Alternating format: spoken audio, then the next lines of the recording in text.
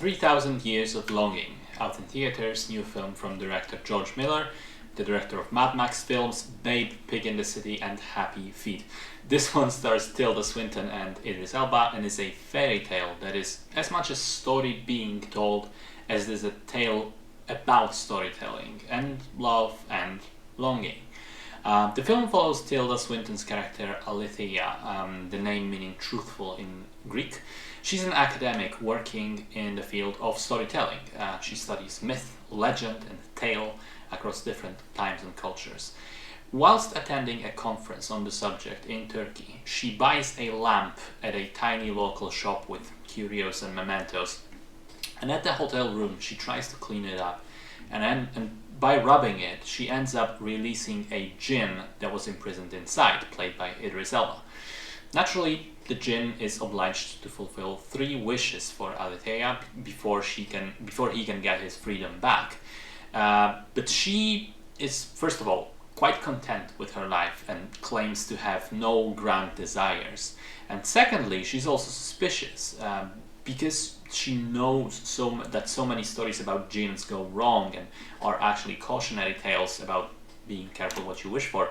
She doesn't want to get tricked by the jinn by using her wishes. And so in trying to convince her to use the wishes and in the process set the jinn free, he begins telling her the story of his life, split into several different chapters taking place at various points in history.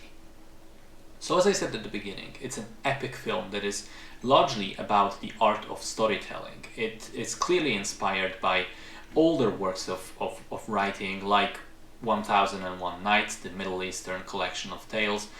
I can also see traces of movies like the 2006 film The Fall in it. And the first half also kind of reminded me a little bit of Everything Everywhere All at Once.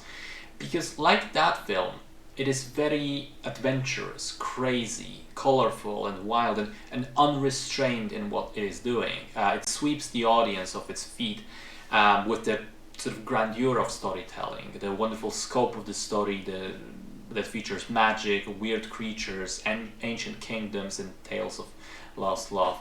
And it is also a visually just spectacle filled with color and life, a real joy to watch and to become immersed in.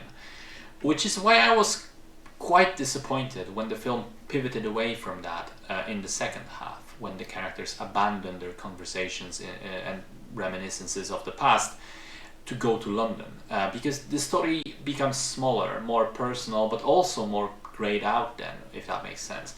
And yes, I can kind of see, why this was done narratively speaking. It serves to make a point about where this blooming relationship is going, where it has to go. It also serves as a way to introduce the sort of secondary layer of reading into the story, because of the London stuff and the small details in it, you can really interpret it as not a direct true story being told, but rather a story within a story, everything being made up by Alethea as a book that she's writing. Is it made up? Is it true? I think both interpretations are equally correct and you can just pick the one that you prefer.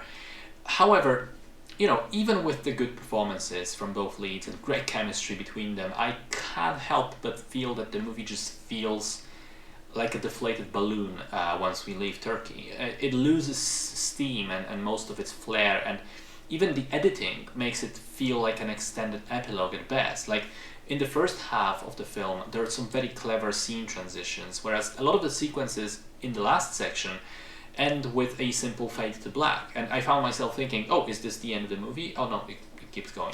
Oh, is this the end? No, there's more. So, it's a shame in the end, because I think the film starts out with incredible ambition and potential, and at the beginning seems to really be realizing that potential up until a point where it no longer is. And so instead of being a fantastic movie overall, it ends up being just decent in my book.